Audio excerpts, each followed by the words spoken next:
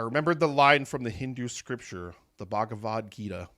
Vishnu is trying to persuade the prince that he should do his duty, and to impress him he takes on his multi-armed form and says, "Now I am become death, the destroyer of worlds."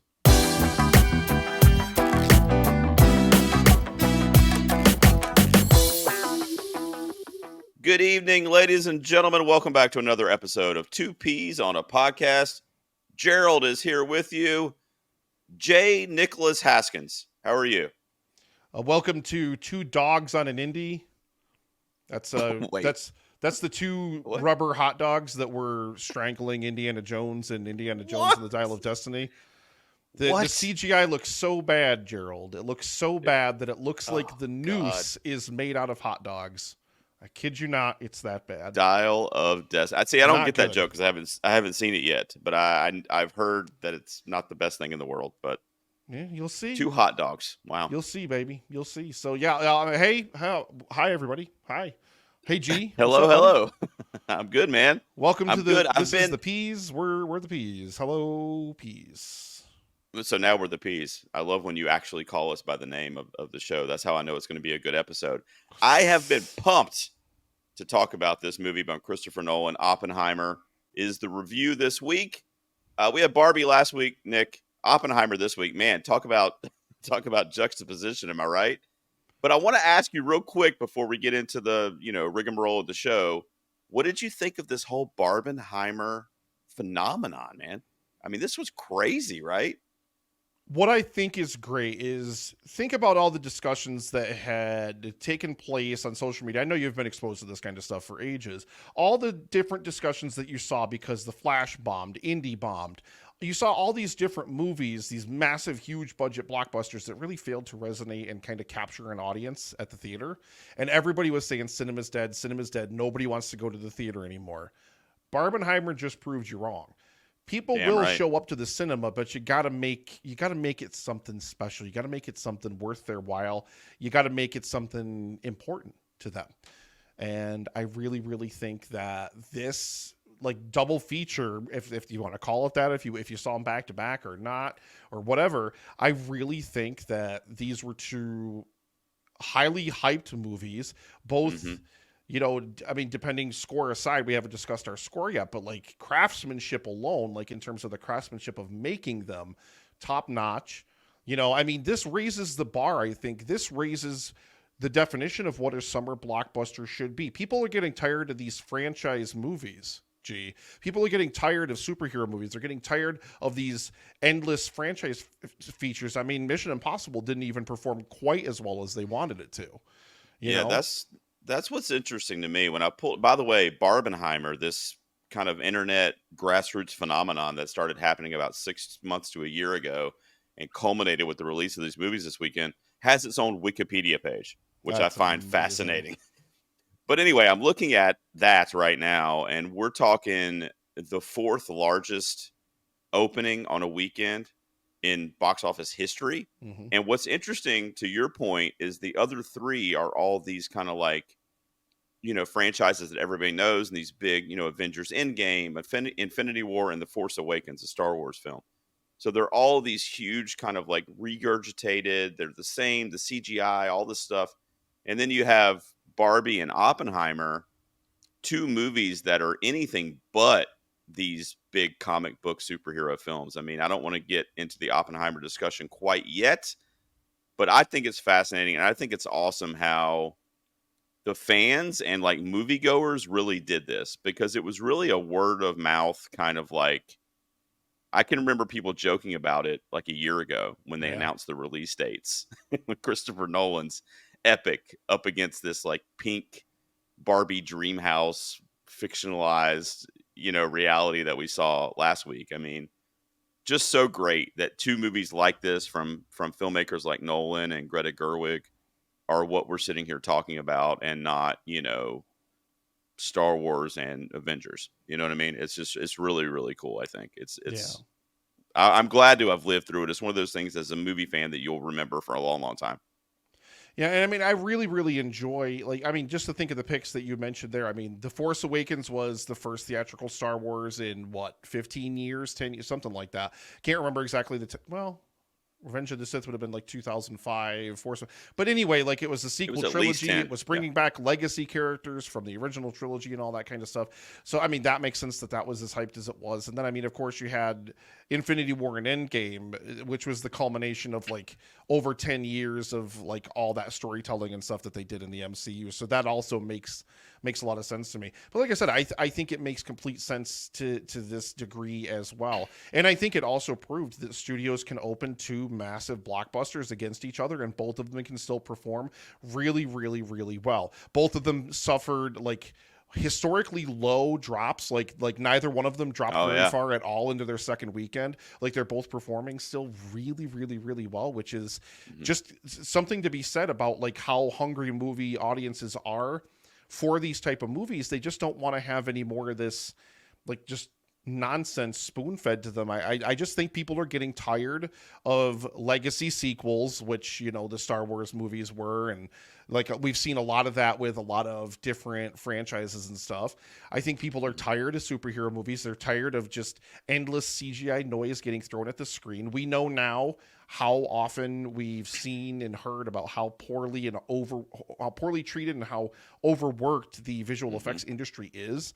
And so I think that, you know, two original movies like these, I mean, obviously Barbie's based on an existing IP, and Nolan is Nolan, you know, Mhm. his stamp on it. I mean, Nolan is somebody who produces like, I mean, I haven't seen Tenet yet, but I mean, obviously he tried to open that like Jesus 3 months Christ. after like the pandemic started, and like nobody was going to theaters to see that nonsense. So that did not perform well. But I Mhm. mean, other than that, like Nolan has proven time and time again that he can open a massive blockbuster. This one doesn't have Batman in it, you know, or anything like that, but it's still open to massive, massive success. And you think about that, you contextualize that for a second as well. This is a 3 hour biopic. There's no action in this film, really. This is just 3 straight hours of dialogue about nuclear physics, quantum mechanics, and like Right. politics. Three Right. hours, and it is this highly regarded by both audiences and critics alike. I mean, gee, I mean, like audiences Well, we'll see. want movies like these. They really, really do. Like, give them more of this kind of original stuff. I mean, we'll see. I mean, we've got what, Blue Beetle later this month. We've got the Marvels later this year. But Mhm. man, superhero movies are just on their way out. Like I'm interested to see still what the landscape's going to look like come 2025 when Yeah. Gunn's DCU like resurges or like relaunches or whatever with Superman Legacy. I'm really interested to see if that's going to either be like a second wind for the I superhero think or if it's going to be just long dead by then. it's not going to happen anytime soon, but probably not in my lifetime. But I think they just need to just stop for like 10 years. Just don't make anything superhero for like 10 years, and then get a filmmaker super well regarded, super well respected, come back in, you know, release something and kind of start a new franchise, if you will. I mean, that's not going to happen, but it's just like you said, we just need a break as a society. Now, before we get into our Oppenheimer discussion, it's one big question time, Nick. We start every episode before we get into the review with asking each other one big question that could somewhat be inspired by the movie we're discussing. And as I said, it's Oppenheimer tonight. Nick, I have one that's kind of super deep, Oh or I could man. go kind of fun. You want me to go deep, or do you want me to go fun? We're going to be deep like the whole rest All of the right. time we're talking about this movie. So, I mean, you either Mm. want to stay tonally consistent throughout this episode or you want to throw me a curveball.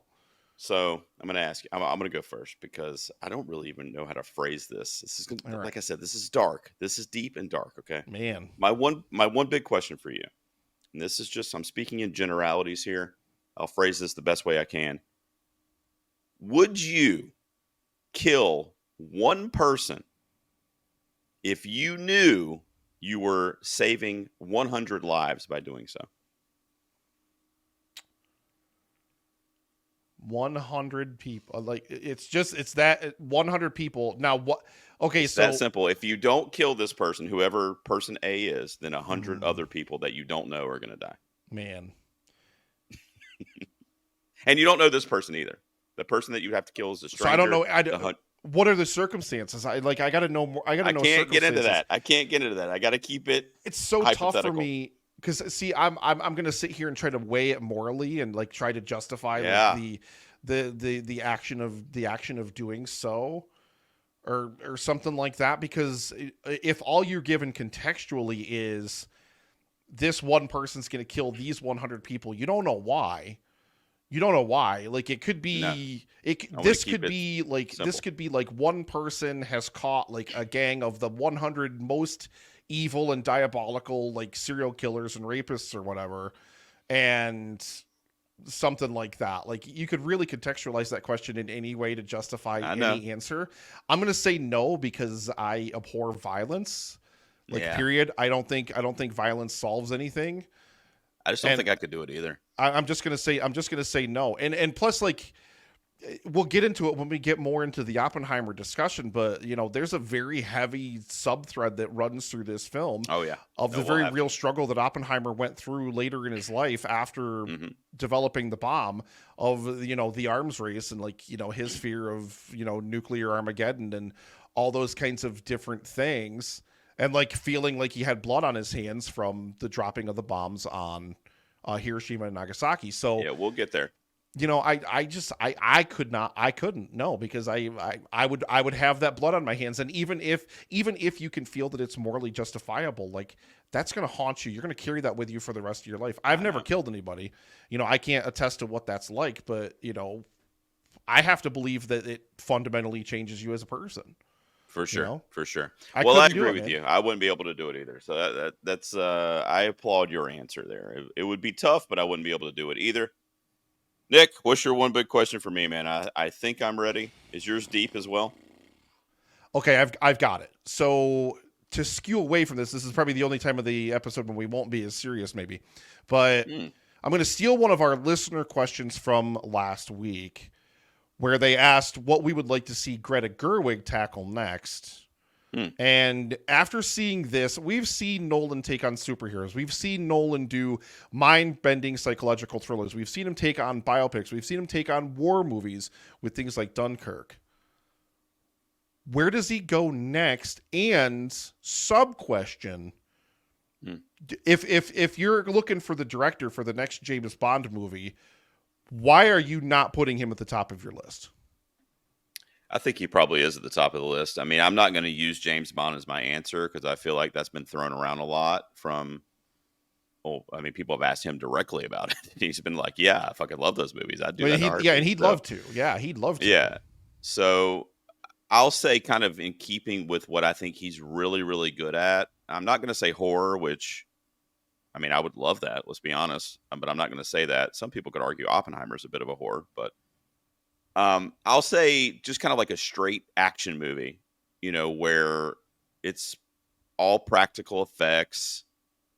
Car chases, kind of like the Mission Impossible type films, but like done through a Christopher Nolan lens. And not attached to any IP. Just like, yeah, I don't know. You could pick any plot. Like these two brothers rob a bank, and it's the story of them being on the run, and they're being chased by rangers or whatever. I mean, just like some generic kind of action plot, but done by Christopher Nolan with no CGI, all practicality. And I just feel like he would just turn an ordinary film, I guess is what I'm saying, into like really extraordinary. And I think he does that a lot in his career. I mean, you look at movies like Batman. I mean, of course, Batman, he's got that, I mean, lore of Batman. So that's going to bring people to the theater regardless of who's in the director's chair. But he still brought his kind of twang to those movies. Yeah, I yeah. remember seeing that 18 wheeler flip over in The Dark Knight in IMAX. And I was a fucking changed person after that. Like, I was like, oh my God, this is the greatest thing I've ever seen on a movie screen before. So Nolan is one of the GOATs. And I just kind of that like ordinary kind of like chase action movie. I feel like he would really do something special with. So that'll be my answer. And I think to your point there about Batman and about James Bond, Nolan's already made a James Bond movie. It just had Batman in it. I mean, his Exactly. like you think about like The Dark Knight. The Dark Knight is basically a crime thriller. Is it necessarily 100% like a spy thriller? No, but I mean, Nolan's already like gotten most of the way there. If he's going to take Bond, I would really need to know how Christopher Nolan is going to continue to keep James Bond relevant. I mean, I would say that the Daniel Craig stuff was pretty well It received, was, yeah. mostly. You know, I don't think it was terribly received, and I think it would be a question of how you necessarily continue to make him relevant. I think that you could get Nolan to make a much more cerebral James Bond film, maybe with a much more Mhm. cerebral James Bond villain, you know, where kind of the exact opposite of what you said, like just basic, like shoot 'em up, cars, action, you know, whatever movie. You know, I think instead you could take like an existing IP, and there's a sub question I want to pitch to you. Just I want a 2 second answer from you because we already did the one big question. I can't cheat and steal. This is question 1A, but pick a big IP like a James Bond. If it's not James Bond, pick a big IP, whatever IP it is. Mhm. Where do you want to see Christopher directed by Christopher Nolan? Blank this big IP, and he's already done superheroes, so I guess superheroes is out. Big IP, this movie directed by Christopher Nolan, And it's not James Bond. not James Bond. Because I mean, he already really wants to do that. I mean, if they asked him to do it, he would do it. You know, but the problem is I don't know if they're going to be willing to give up that much creative control to Nolan to make the James Bond movie he would want to make because they got their rules about James Bond movies where they have to fulfill XYZ criteria. And Nolan doesn't play well in an environment where there's a lot of studio interference, you know? I mean, it's a cop out, man. And But he's let's, earned that right. He's earned it's that a right. I will say that. it's a cop out. But let's get him on, like, Nightmare on Elm Street, Friday the 13th. I mean, because you're talking cerebral, you're talking about digging into these characters' psyche. I mean, could you imagine digging into like the historical origins of like Freddy Krueger and what he did to those kids and like kind of really, really studying that and really spending time on that as opposed to just having it Okay. be kind of a jump off point. Okay. Like it would be a different kind of quote unquote horror movie. It would because it would be Nolan, and he's not gonna do a horror movie where it's just like a killer chases teenagers and that's it. Because there's going to be much, much more to it. There's going to be a lot more in the script. Horror fans might riot, but I'm all for it, man. I would say let's do it. I mean, he's not going to, but I can dream. So I guess that would be my quick answer. Nightmare on Elm Street. All right, I'll take it. I'll take it. I I don't know even you. have an answer to the sub question, but I kind of thought of that when I was going through the other segment. But yeah, that's that's I know that's good you. stuff.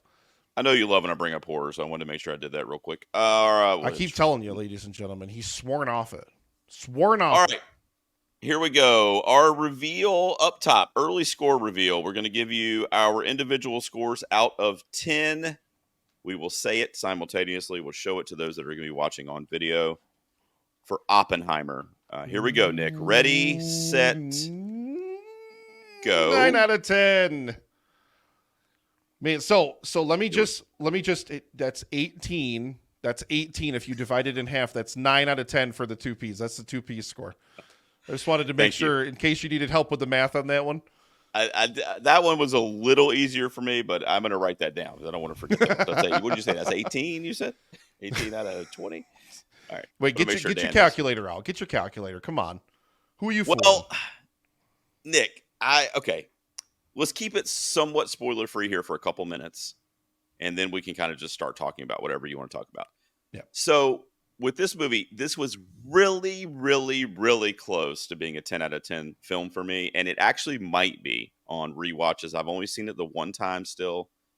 I saw it in IMAX, which I know you unfortunately didn't get a chance to, but what No. a fucking experience that was with the sound design and some other stuff that we'll probably talk about tonight. It trails off a little bit in the last like 30 to 45 minutes. And that is where I kind of lost a point. I feel like if this movie, and people that know me personally are gonna be like, okay, dude, we get it. But I mean, I feel like if this movie had been like 2.5 hours, it probably would have been a 10 out of 10. If it had been a little bit tighter, especially in the end after the Trinity test and some other stuff that we kind of get to climax there. And then it kind of becomes a courtroom drama, which I did really like that stuff, but it was just a huge shift in tone and kind of what we had kind of been following up until that point. So that's kind of where I lost a little bit from what would have been a 10 out of 10. Also, I think this is probably in Nolan's like top 3 for me personally. I mean, the guy, I hated Tenet. I'm just going to go ahead and tell you. And I know you don't have any point of reference there because you never saw it. Tenet was such a letdown for me, and especially as a big Nolan fan, it's my least favorite film of his. And to see this as his next movie, man, I walked out just with such a huge grin on my face. I was just in awe the whole time at the different parts of this movie when it comes to the craft of it, like you mentioned earlier. And I can't wait to talk about a couple of the things specifically, but just it's just such a well-made movie that had so much care and love put into it from just a movie making perspective, even if you don't connect with the story, which I mean I did as well. So I think Nolan returned to top form here. I still put Dark Knight as my number one of his, and I'm a huge fan, and I have a kind of a soft spot for The Prestige. So that would Mhm. probably be my number two. But this is my number three as we're sitting here talking right now. I think it's Nolan's best film in over a decade. I absolutely love it. Wow. I mean, for me, I'm going to disagree with you a little bit on the length of the film. I mean, because I'm me and you're you, but I Sure. really think to contextualize all of the things that he went through in the 50s when they were trying to discredit him and take away his security clearance and all of those kinds of different things when he was speaking out against the nuclear arms race.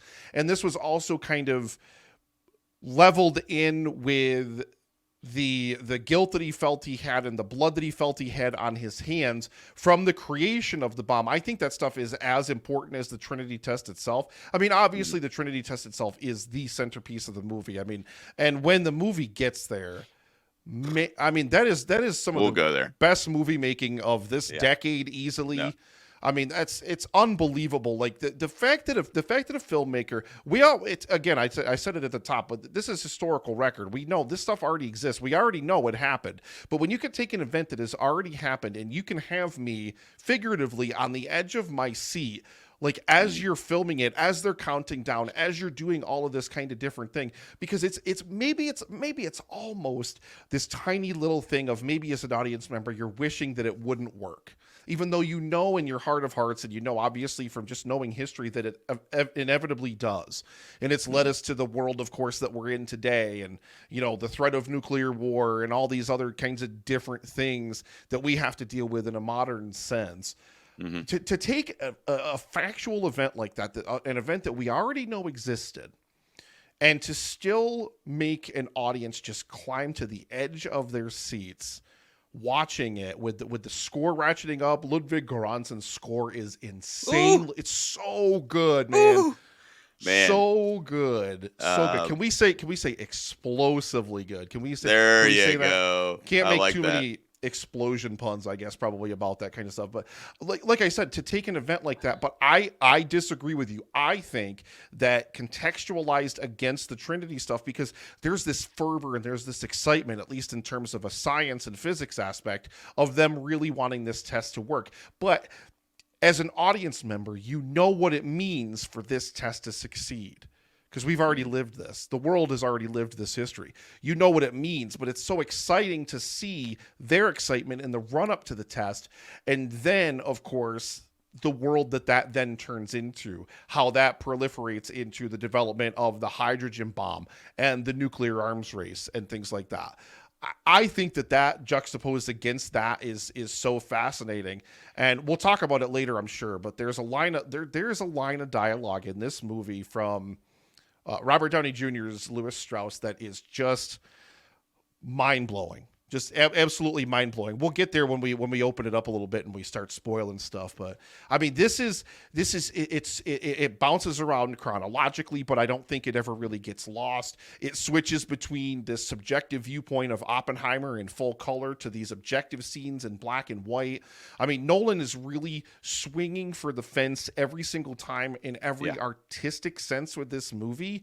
And I think he hits a home run every single time. I really, really, really do. Well, let's open it up a little bit where we can just kind of talk about whatever you want to talk about. I have a couple things I want to get the conversation started with, but going forward, listeners, viewers, anything we say about Oppenheimer could be a spoiler for the new Christopher Nolan film. So just skip ahead or come back after you've seen the movie. Spoiler alert going forward.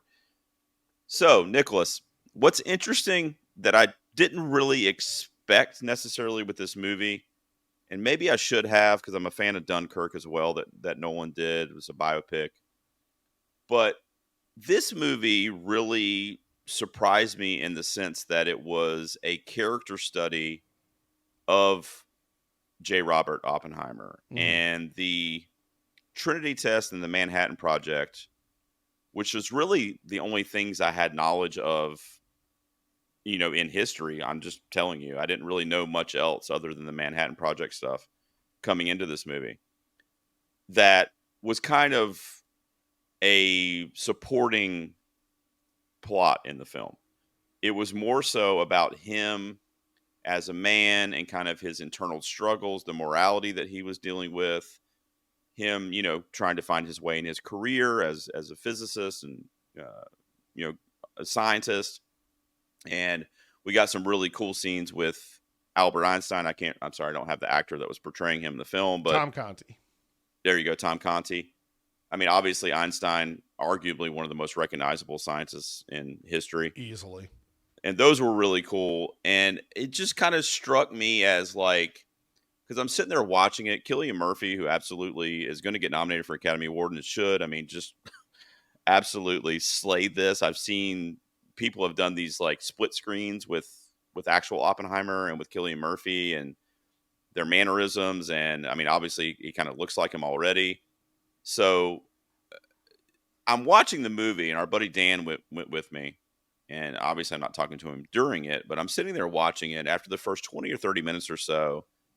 And I was just going to ask you, but I'm kind of sitting there going, okay, this is not what I thought I was in for, but I'm okay with this because I kind of went in expecting this bombastic, like, the poster, for example, has, Oppenheimer engulfed with all these flames. And, some of the trailers are like the ticking bomb, and you're like on the edge of your seat watching the fucking trailer, which I was, by the way, when I saw it in the theater the first time. And you just kind of get that sense that this is going to be a pulse pounding, kind of nail biting thriller, and it has elements of that, but it's much more of a intimate portrait of this guy. Now, did you expect that? First of all, is my comprehension? Do you agree with me there? I do, and I mean, I wouldn't say that I didn't expect it or anything like that though. It's Nolan. When I sit down for a Christopher Nolan movie, I know one thing: expect the unexpected.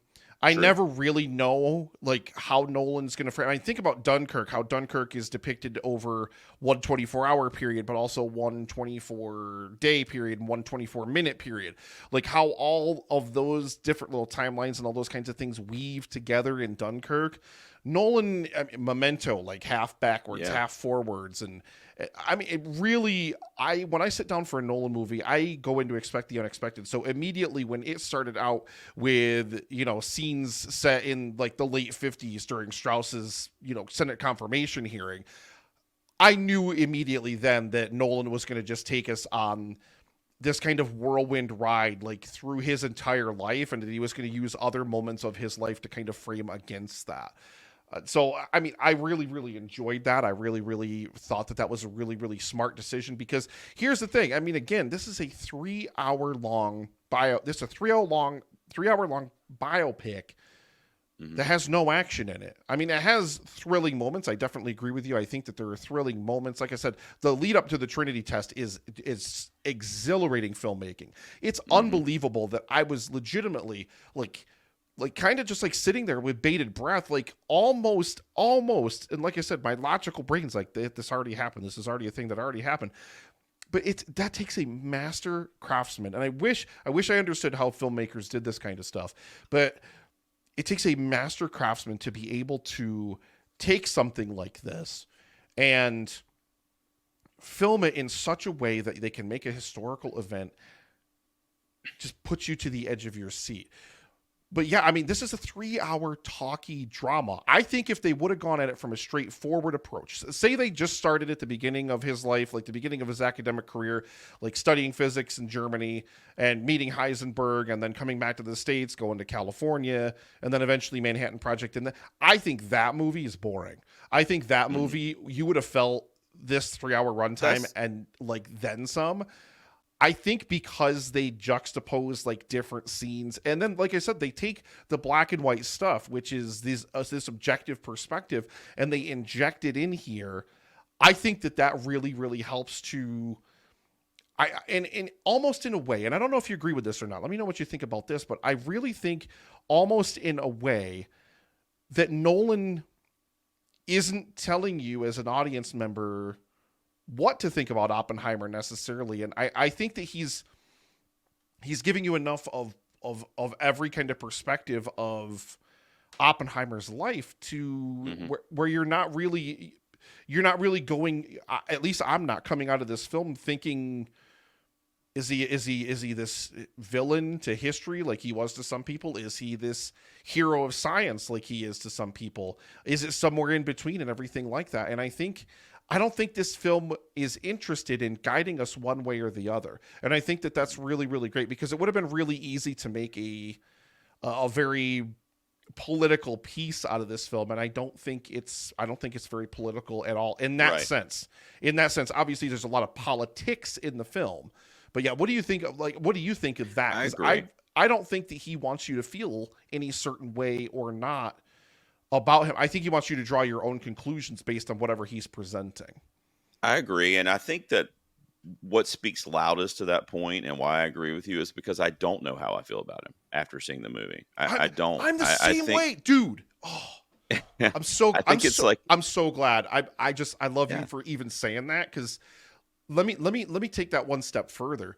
Hmm. After I saw this film and reading more about Oppenheimer, reading more about the production of this film, even preparing and getting ready to sit down for this recording, like I know I loved this movie. I know my rating is true, and I probably on a rewatch would probably bump it up. I probably would, but but I don't know how I feel about it. Right. Like overall, like you know what I mean? I don't know how I feel Well, about here's, any of it. let me tell you too. And, we can touch, I can use the Trinity test scene as a little bit of an example here. But what is also interesting, and I thought Nolan did a lot in this movie, is that he put different things into the point of view of someone else and from Hmm. seeing it through their eyes and from their perspective. And that Yeah. Trinity test scene is probably the biggest example of that because the way the sound is done and it takes all the sound out, right? I mean, this giant explosion, one of the biggest in the history of the world, goes off and you don't hear anything. You could hear a pin drop. And it's showing everybody's kind of reaction and the light glowing on their faces and just kind of how they're taking in, multiple months of the work that they put into it and seeing it as this triumphant thing for science and, for the war, which is all true, especially if you're looking at it from a World War II from that era.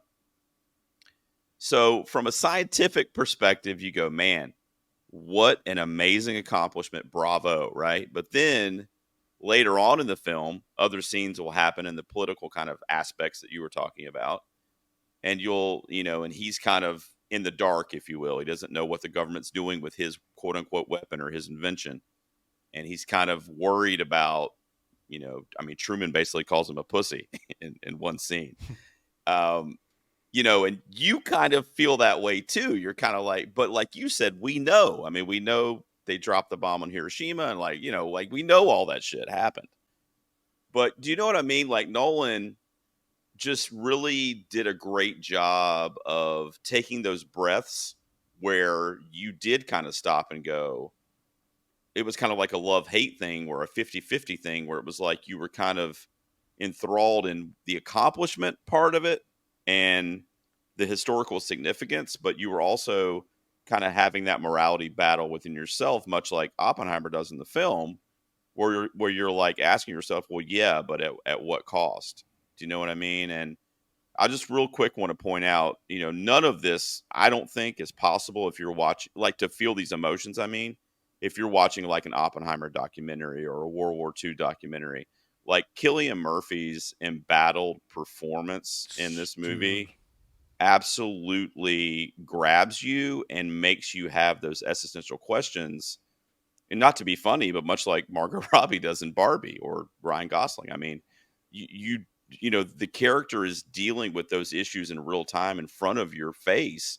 I mean, I Mhm. have young kids. There's that one scene where him and Emily Blunt basically decide to give their children to their neighbors so that he can, focus on his life's work of, creating what would eventually, kill thousands of people. And, that's definitely shortening, that's a short version of what happens, but you get what I'm saying, how we kind of question what's important, what's real, what's good, what's bad. And we as the audience, I feel like, are kind of living that with Oppenheimer in this movie. And I want to talk a little bit more about Nolan's like point of view that he brings into the film too, because it happens in a couple other instances as well. But do you get what I'm saying there? I I mean, do, Killian yeah. Murphy and these kind of point of view, like put you in their shoes situation that Nolan accomplishes here is phenomenal.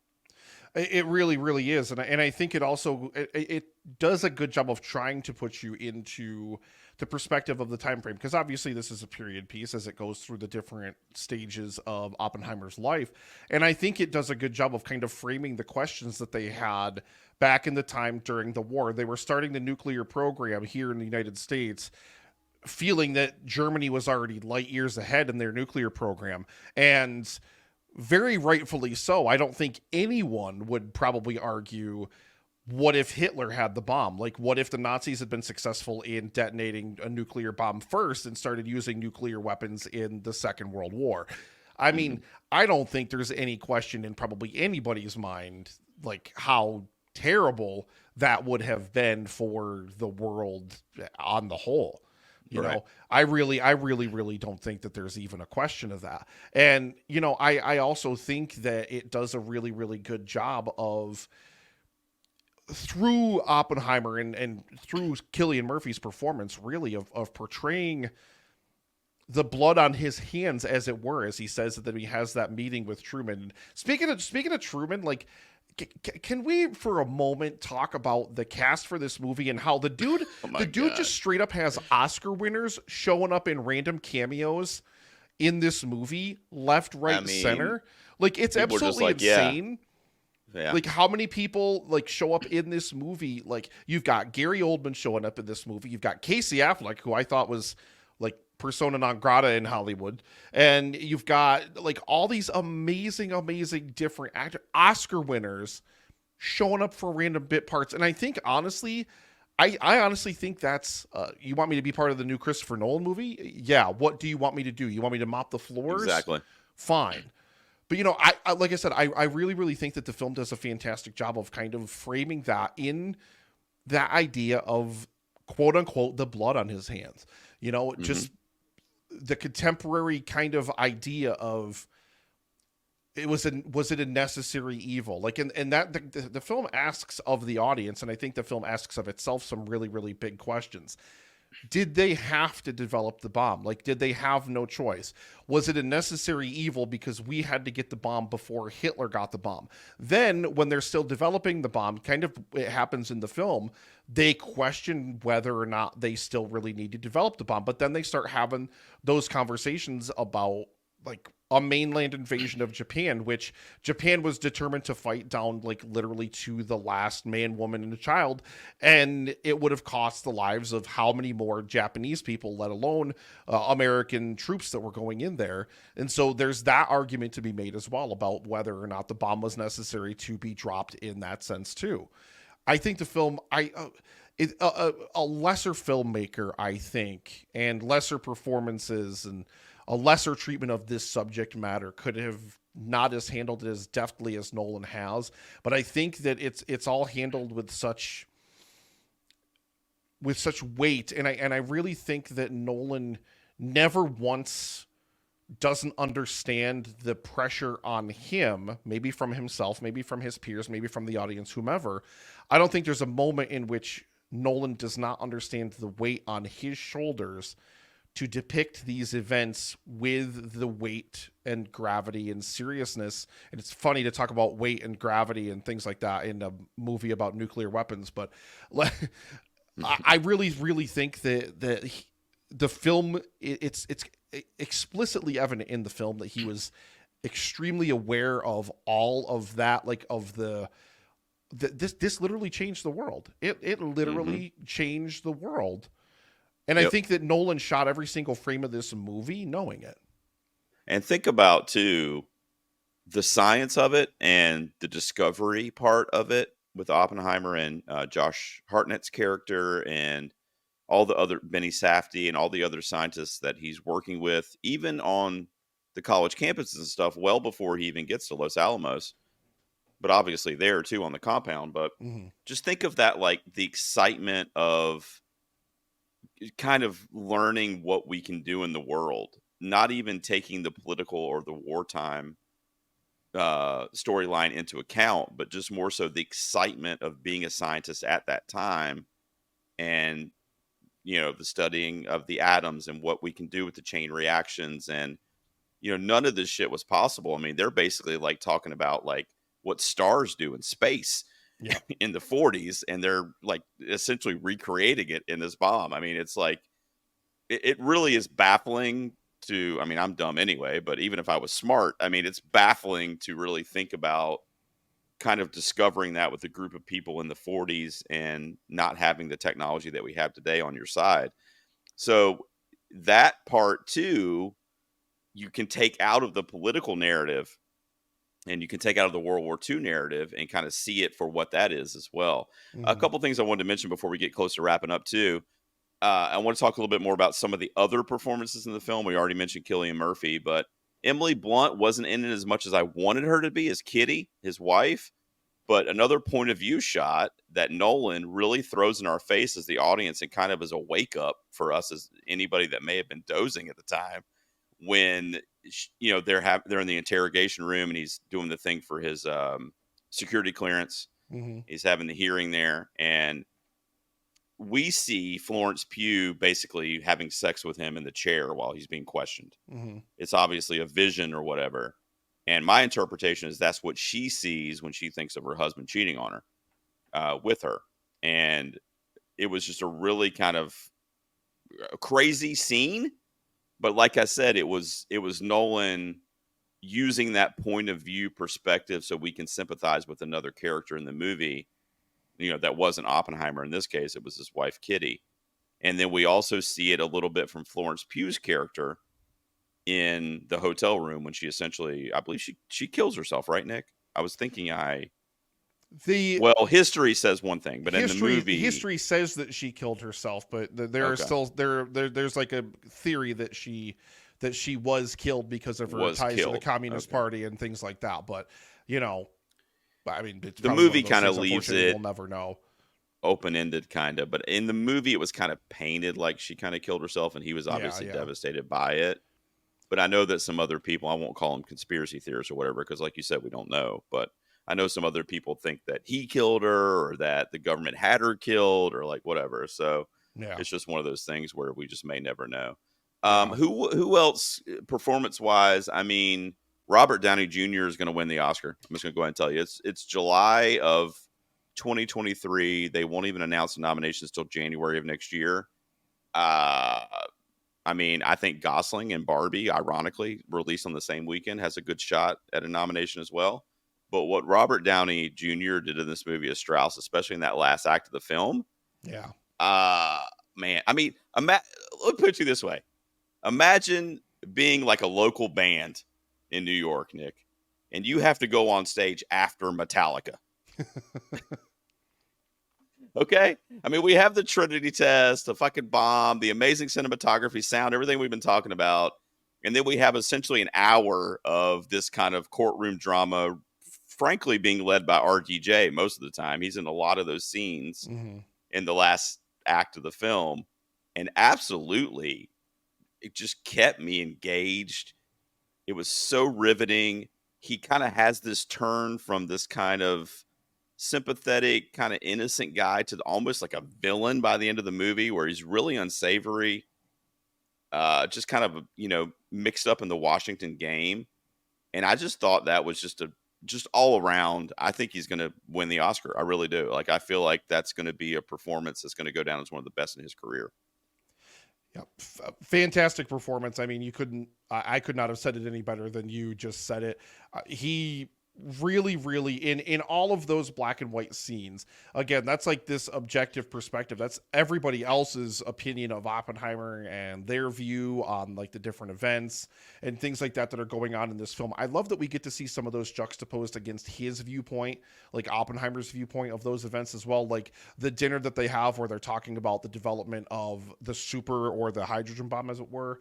I really love that. And yeah, Downey got to be up there in the conversation. I really, really would think he's absolutely phenomenal. I also think Jason Clarke, and I couldn't place him for whatever reason for the longest time, but Jason Clarke, I really think shines in those interrogation scenes as Rob, as like the lead interrogator. He's absolutely fantastic. How about that scene he has with Emily Blunt though, when she's giving it back to him? That's great too. Like, she's like trying to correct his grammar or whatever. That was fucking.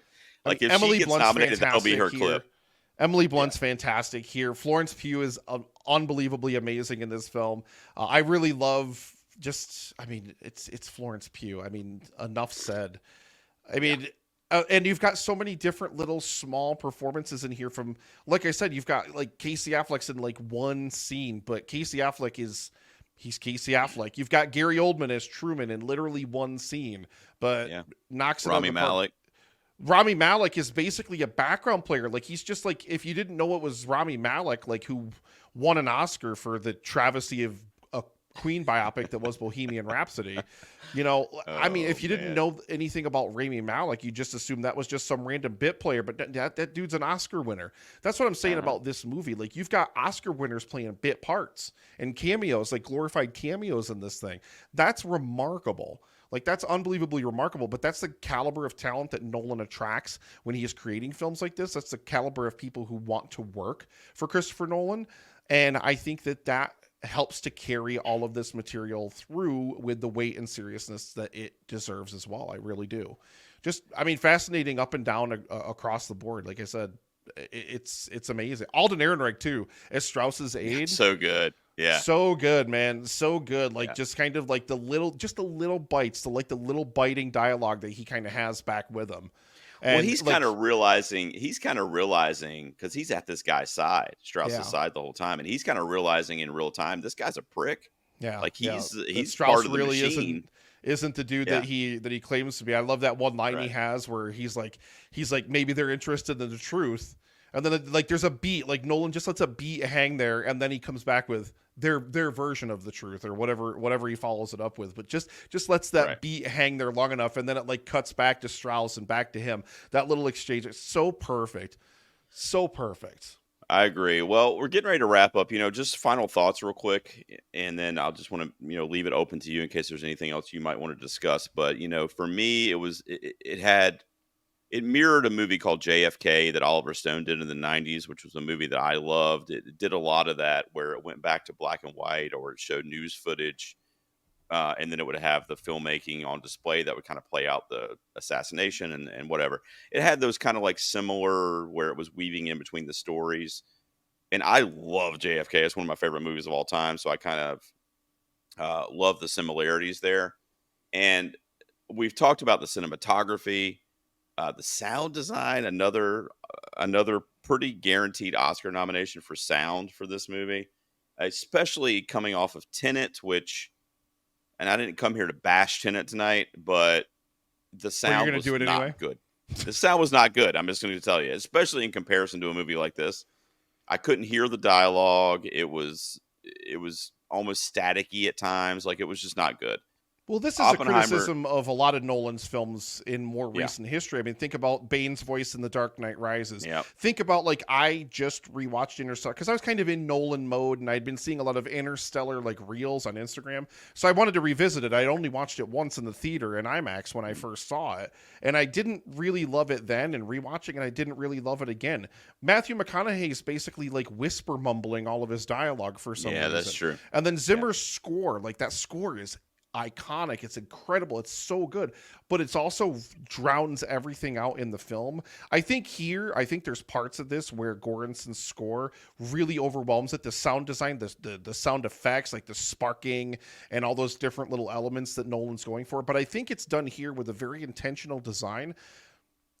It's conveying through auditory means the absolute, and I mean we all know how powerful a nuclear weapon is. We don't need to have it spelled out for us how powerful a nuclear weapon is, but I think little touches like that drive it home even further without overtly stating it. Nolan could basically have had these characters say, "Boy, bombs be bad, yo," the whole time, but instead he uses the score and he uses the sound design to punch up those different elements. I mean, think about like the speech that he's giving about the bomb after the Trinity test, like after, I think it's after Hiroshima, and Mhm. he's given that little speech at Los Alamos, and like the sound kind of fades out and it just gets drowned out by the score, drowned out by the sound effects, the sound design, like you said. How perfect is that? Like how utterly and amazingly perfect is that? Like the absolute power that this bomb has become, it completely eclipses anything and everything that Oppenheimer's saying in the moment. Like that's just such perfect, like picture perfect filmmaking. It Yeah, I agree. really really is incredible in ways that my paltry vocabulary just can't describe. I think seeing this once or maybe a couple more times, it could be a 10 out of 10 Nolan for me, I need to see this again. I much like the Dark Knight is. But Man, I wish one thing I I'm gonna just try to make the time to hump it up to Syracuse to see this in oh, IMAX, but man, it's gonna be tough if I have the time. it was it's an ethereal experience, man. It was like it's definitely one of those hair standing up on your neck and arms situations, especially during the Trinity test scene and some other sound stuff that he'll kind of throw in, like because he'll do those quick cuts to just like really loud imagery, and then it'll go back to like the movie, and he Hmm. does that a lot, and it really stands out in IMAX. One thing I wanted to make sure we talk about is I think aside from maybe, and I haven't really thought about this yet, but I'm just going to throw it out there. But aside from maybe Inception, this might be the best ending to any Christopher Nolan film too, because Cillian Murphy's Oppenheimer's going out there on the side of the pond or whatever, beautiful setting. And he's talking to Einstein, one of the greatest minds in the history of the world.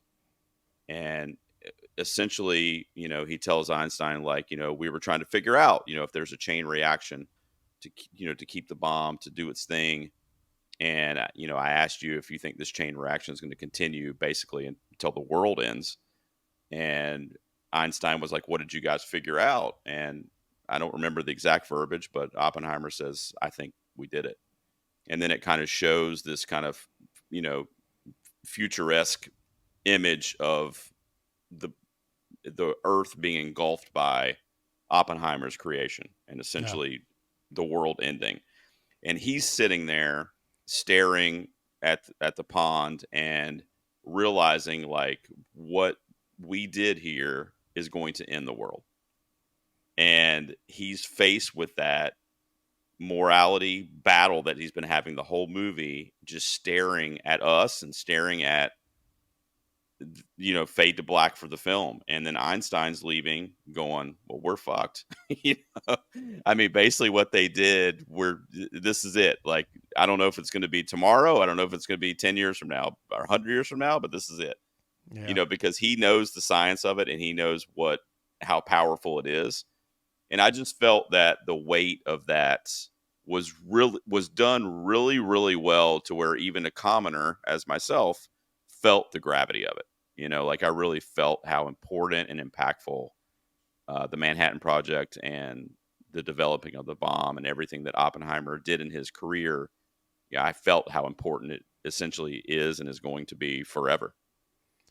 I mean, it's the perfect nail to seal home the entire package of this film, basically, because the film begins like early on in the film, like we see that scene from Strauss's perspective in black and white, where he's watching the two of them at the pond and he can't hear what's being said, and he presumes that Einstein, like Oppenheimer said something to Einstein to sour him on him, and Mhm. Einstein doesn't even really regard Strauss when he walks past him. And this is like a huge point of contention, like all through the Yeah. film for Strauss, like holding this grudge almost against Oppenheimer. I mean, there was obviously the Senate hearing where he made him look foolish about the radioactive isotopes and all those kinds of different things. But I really, really think it's beautiful to kind of revisit that moment, and it's really just kind of this somber take on the nuclear genie being let out of the bottle. Like will it lead to the end of the world?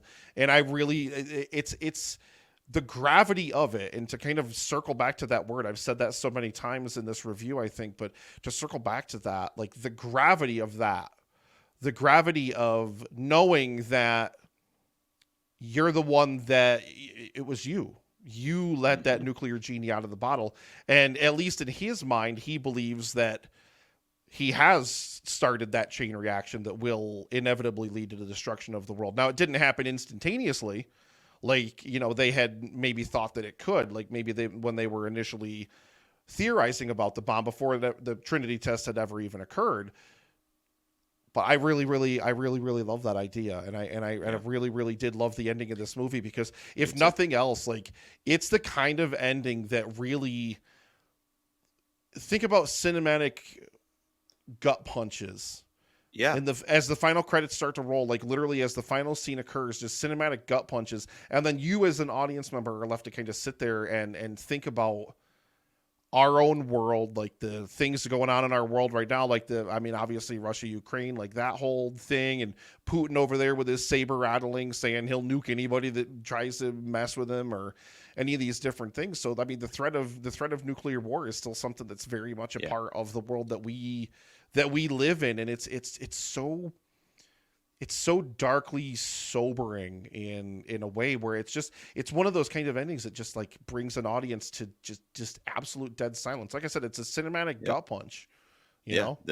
It's the kind of movie where it ends and you just sit there and you Yeah. just go, you just collect your thoughts. I mean, you're probably thinking about your critique of the film, but you're also kind of thinking about, I mean, at least from my perspective, and I don't think Dan had a vast knowledge of Oppenheimer either. We talked about it a little bit afterwards, but at least for me personally and the folks that I saw it with, like I didn't realize how deep it went with this guy. Like I just never studied it or it never came to me in school or whatever. So I just didn't know. I definitely didn't know what he was dealing with on like a personal level. So to see that kind of played out was a moment that, as a moviegoer, I won't forget anytime soon. I mean, Nolan really did it where he really got to me Yeah. as an audience member, and it's a special special thing when a filmmaker can do that. And of course, testament to Cillian Murphy and to a lot of the other performances in the film too. I mean, if the actor's not pulling it off, it's not going to work. But everything worked here. Everything came together, and it's easily one of my favorite movies of the year. Probably only second to maybe Past Lives for me. Maybe third. I'd have to think about it, but yeah, it's definitely up there for me. Easily one of the best movies of the year, and like I said, one of the best that no one has done in a long, long time. Nick, we're going to shout out the fans online here in a second, man. You got anything you want to say in wrapping up about Oppenheimer? 2 9s on Oppenheimer. 9 from me, 9 from you. I mean, I mentioned it quite a while ago in the review, but just to let it linger there in the air between us, even Strauss has a line where he says that Oppenheimer got exactly what he wanted. He got the credit for Trinity, but not the credit for Hiroshima and Nagasaki. You know? Mm. And when I think about that, like, and even if you think about it from a historical context, that's true. Hmm. We don't think of Oppenheimer as we think of Oppenheimer as the man who, like, directed the Manhattan Project and obviously the Trinity test, but we don't directly correlate those things in our head. We Hmm. correlate it. We correlate it to Truman, really, because I mean they have that sequence in the Oval Office where Truman says, they don't remember who made the bomb, they remember who used it. Exactly. You know, but I Yeah, the just U.S. did it. Yeah. there's And just those brilliant gut punches in there where it's like he has blood on his hands, but you also, as an audience member and kind of looking at it from that perspective as well, you're like, but maybe you should too, you know? right. And, again, amazing performance by Murphy that helps pull this off. But there's also that point in the movie after everything's successful with the testing and the bombs on its way and, that it's able to be used, it's live, if you will, where he wants to be a part of that side of it. Like he wants to go with Matt Damon's character to like be a part of the decision making process, because that was his baby. And I think he had that detachment from reality where he thought that he could interject scientific minds, if you will, into the political decisions that they were going through in wartime. And that's just not believable. So Strauss was right, because you're absolutely right. I never, in prior to seeing this movie, would have associated J. Robert Oppenheimer with the bombing of Hiroshima, aside from just knowing that he was involved in the Manhattan Project. But I would have Yeah. never, do you know what I mean? Like, yes, the blood on his is on his hands. Yes, I'm sure he had an enormous amount of guilt, etc. But I don't think the American public was pushing any of that on him. You know, Yeah. and but it's an interesting thing how the two things are kind of separate, but they're also right in line and right parallel with each other. So Yeah. fascinating, and it's fascinating the way it played out in the movie as well. All right, we wrap up every episode by heading over to the comments section. Nick, we're going to see the fans threw us some questions, and they're somewhat related to Nolan or Oppenheimer, etc. So, Nick, if you want to pull them up over there, I've got Yep. one. I've got one picked out, and as always, we answered a lot of these. And there's some kind of juvenile ones that I'm tempted to answer about Florence Pugh and um, nudity, but I won't. I'll keep it professional tonight. Do you have a question picked out over there? I do. All right, go for it, man. So the question I picked was Lindsay Dunn, and she said, "What do you think is important in telling a good biopic, and did Oppenheimer meet those qualities?" And I think, I don't know about you, G, but I really, really think that the most important thing is kind of, especially with a biopic like this, like really embedding you in the historical framework of it and really kind of capturing the historical framework of it. And I really feel like this did succeed in that completely. Like, absolutely. Like, I feel like I'm there. Like, I feel like I'm in the Mhm. 30s, 40s, 50s, like during those contextual times when this thing was happening. And that's a testament to not just Nolan, but that's a testament to costume designers, to, set designers, all those kinds of different things. I felt like I was immersed in that period. And I think, especially kind of maybe to take that the one step further, to immerse you in that the subject's life, whatever that is, to immerse you in the subject's life. And I think we can very easily say where we were immersed in Oppenheimer's life in this film. I really, really think we were. Yeah, I agree. I agree. Immersion is the very simple answer to that question, Lindsay.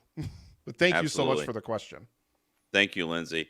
And I'm going to I didn't mean to do this, but I think it's 2 weeks in a row that I'm using Jason Nerdrovert, but he's got a question, and I wanted to shine a light on this actor, which we kind of mentioned a couple times tonight, but we haven't really talked in depth about. But he just says, where does it rank for Josh Hartnett performances? I thought Josh Hartnett was so fucking good in this movie that I'm going to go ahead and tell you this is his best performance, at least supporting performance of his career. And Josh Hartnett's been around for a while.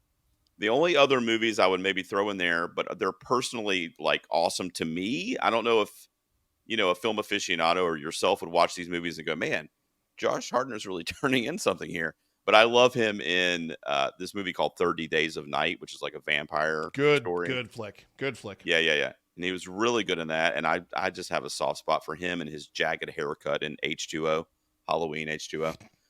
But aside from those, just like personal loves, I honestly feel like, and I'm not even joking, I think this might be the best acting he's done in his career. What do you think Wow. about Hartnett in this movie? I mean, he's so good, So, right? I feel like it. well, is he good in the film? Yes. I Yeah. did not even recognize him. I knew who it was watching it. Every time he was on screen, I'm like, who is that? God, I know who that is. I can't tell who that Oh, is. wow. And then, like, I really did love his performance. I think it's a great performance, but I didn't realize it was Josh Hartnett until after I left the theater and after I was Oh, reading wow. more stuff about Oppenheimer online. And then I was like, wait, Josh Hartnett's in this? And then it immediately clicked in my brain. It was like, that's where I recognize that guy from. You ever have that happen when you're watching a movie? Like, Yes. And you he's can't actually place one. somebody? Yeah. And he's actually one of those actors that happens with quite a bit. Like, because he's in kind of these Well, he lesser disappeared for a roles a long lot of the time time. too. Like, he hasn't Hmm. been like prominent in a very long time. So I haven't seen him in anything in ages. And not only this, which I loved him in Oppenheimer, but he was also in an episode of Black Mirror that just came out last month, and it was a really, really good episode. And he was fucking killer in that too. So I'm hoping we're in a Josh Hartnett renaissance, Nerdrovert. So stay tuned for that. Heart All right, guys, that's it. Renaissance? What would it be? A Heart heart renaissance? Heart Renaissance? Is that, can we say that? I'm Coin looking at his that. IMDb right now, and I'm trying to see, like, he's just been doing a lot of like TV stuff, and it looks like a lot of smaller movie work. Like, it's not like he hasn't been working. Like, I just haven't seen Right. him in anything in ages. Well, that is our discussion on Oppenheimer, one of my favorite films of the year. I saw it almost 2 weeks ago. I've been dying to talk about it. Now I can put my rating on Letterboxd that Nick and I have had a chance to discuss it, but we both gave it a 9. So cumulatively, it is a 9 out of 10 from the P's on Oppenheimer. Great, great film. If you guys can stomach the runtime, it's 3 hours, and kind of like what we broke down tonight, it is definitely a biopic story about the man, J. Robert Oppenheimer. Then give it a go, especially while it's in theaters. See it on the biggest screen that you can. Next week on the P's, I am making Nick watch a horror film. It is a horror movie that I also have not seen. It's brand new, called Talk to Me, a new indie A24 horror movie that I am extremely excited about. I'm seeing it on Tuesday, and then we'll be discussing it next week. I had to mute the hashtag on Twitter, Nick, because everybody's been talking about it. And I was like, you know what? Let's go ahead and cut this out now before I see a bunch of reviews and everything. So I haven't seen a lot on it aside from seeing the trailer and a couple little blurbs last week. But I'm excited to see Talk to Me. And we're also going to do our very first roulette wheel spin. That's right. Now, Nick, why don't you explain to everyone that might want to get in on the action there what that's all about? We're going to spin the roulette wheel, G. So that means you get a pick. I get a pick, and the patrons get a pick, which means they're going to have to agree on something if they win. We're going to spin that roulette wheel, and then whoever name it lands on, they're going to have the controlling pick for that episode. And we're going to be doing that periodically, like if there's something we don't want to review, if we're just bored with whatever's coming out in theaters. Maybe we just want to do something special because like an anniversary of something's coming up or what. I don't know. We'll think of different fun uses for the roulette wheel, but it's a fun way for you to get involved if you're signed up over on the Patreon. If you're not, join up over there because you can also get all sorts of bonus content featuring this beautiful bearded gentleman right here on the screen with me. Audio audience, he's got a big beard. You know what he looks like. He's Gerald. He looks like he'd look like this if he was coming out of a dude's chest. There you go. You know? There you go. But yeah, we're going to spin the roulette wheel. It's going to be super exciting. And I'm really loving the idea of bringing an element of randomness to it because it could be pretty much anything. It could be pretty much anything. So I'm really, really excited to see what happens. Any movie you want us to see and review on the show. And like Nick said, our Patreon information is in the show notes every week. So if you want to join up over there for as little as $1, you can get in on the action. And then, like Nick said, if the wheel lands on the patrons, then we're going to be watching one of those patron movies, and we will do it, like you said, periodically. It won't be once in a blue moon thing. It'll be quite a bit because it's not every week we're going to be able to get out to see new flicks. But we are seeing Talk to Me. Are you excited? When's the last horror movie you saw, Nick? What was the last horror film? I don't even know. Yeah, I couldn't even tell you. I don't. Get ready, know. buddy. I'm excited. You're welcome in advance. Seek out horror movies, unless the only ones I actively ever sought out, although I still haven't seen, what was it called? Spiral, the new Saw movie with Chris. No, but Saw X trailer came out yesterday. I didn't watch that either because I'm just I don't know. Like I always loved those Saw movies. Like I always loved going back to them and watching them because I would like the psychological elements of them. And then it kind of just became a hate watch thing whenever Costas Mandylor showed up in them because what worst acting performances across the board every single time he shows up in those movies. So I don't know. I'm intrigued for that when it comes out in October. But as far as the last one I saw, I could not tell you. Do me a favor. It's the only thing I'm going to ask probably for the rest of the run of the show. Skip the movie and don't see it? Good. Got it. Just go into this movie this week when you go see it with an open mind. I mean, I always do. All right. That's all I was asking. I am not, ladies and gentlemen, quote, a horror guy. Okay. It's not my genre. No fucking I sign really there. really I really really have a strong disdain for horror movie tropes. I just Yeah. don't feel like the characters in them act like real people in any sense of the word, and it really rubs me the wrong way when I see those kinds of thing on film. So it takes a lot for a horror movie to make me love it. That's not to say that I don't love some horror movies. Like I really really love, like I said, the first, say, probably 3 Saw movies, I think. I really really loved the It movies, like the new It Hmm. reboot that came around, what, 20 Yeah, whenever those that were was. cool because they were like coming of age films with like a horror story going on. So Yeah, those yeah. were I cool. mean, I agree. it's not to say that a horror movie is automatically going to be a failing grade in my book, but it's going to have to work hard to not trigger some failing grade action for me. It's gonna it takes time. Like Gerald really loves like Hereditary and stuff. I don't get it at all. I think Yeah. it's perfectly fine. It gets Yeah. a copyright Dan Brennick. It's fine. Remember that You time I know, sent you the DVD copy of that? I do. I do. God damn. All right. I love you, Nick. I will see you next week. And the movie is Talk to Me, and you'll be talking to me. So it'll be super meta, and we'll cover it. Thank you guys for tuning in to our Oppenheimer episode. And we will see you next week for Talk to Me.